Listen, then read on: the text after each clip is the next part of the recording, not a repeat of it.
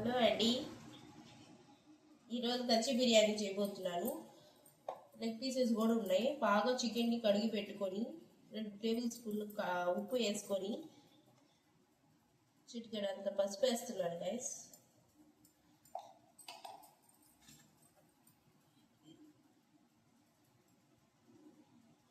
జీరా పొడి అన్నమాట.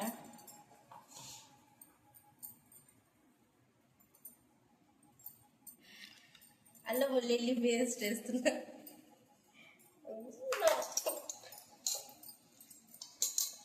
ముక్కకి బాగా పట్టించాలన్నమాట.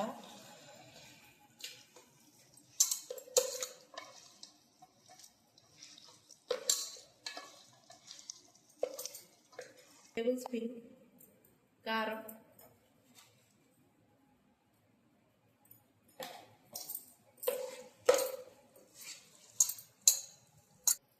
చికెన్ మసాలా,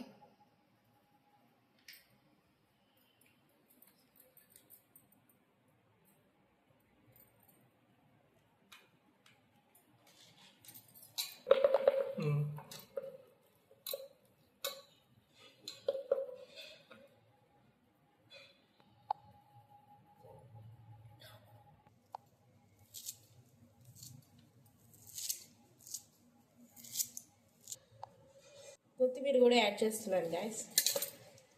ఇంకొక బాగా పట్టించాలి. పెరుగు ఇప్పుడే వేయకూడదు.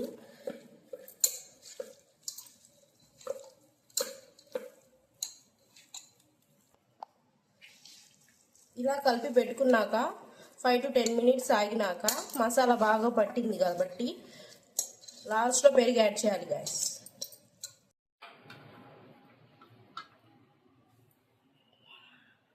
సన్నగా ఇలా కచ్చి బిర్యానీ కోసం ఉల్లిపాయలు కోసి పెట్టుకోవాలి గైస్.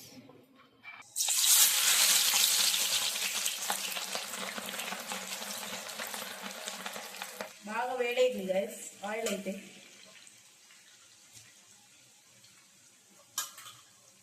రెడ్ కలర్ వచ్చింది. ఇప్పుడు దీన్ని రెడ్ కలర్ వచ్చేంత వరకు ఆనియన్స్ని బాగా వేయించాలి గైస్.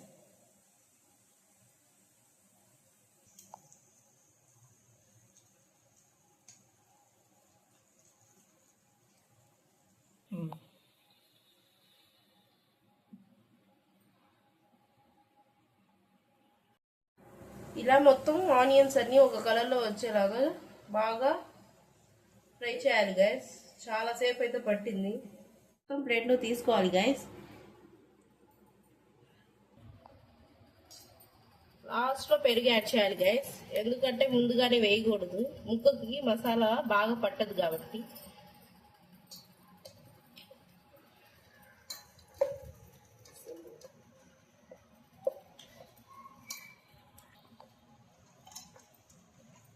చూడండి గైస్ ఎంత కరకరలాడుతున్నాయో.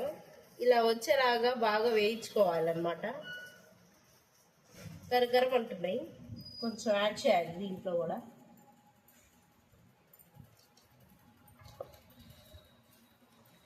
అంతే గైస్.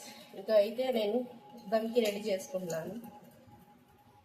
ముందుగానే కేజీ బియ్యాన్ని నానబెట్టాను గైస్.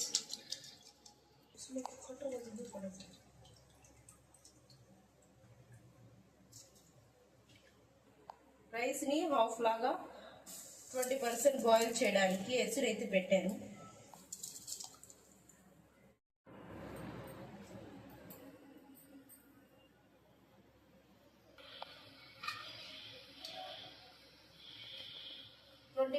రైస్ అయితే కుక్ అయింది గైస్. తర్వాత కలిపి పెట్టుకున్న మసాలాలో రైస్ అయితే యాడ్ చేసి ఇంకా దమ్ని అయితే వేసేయాలి.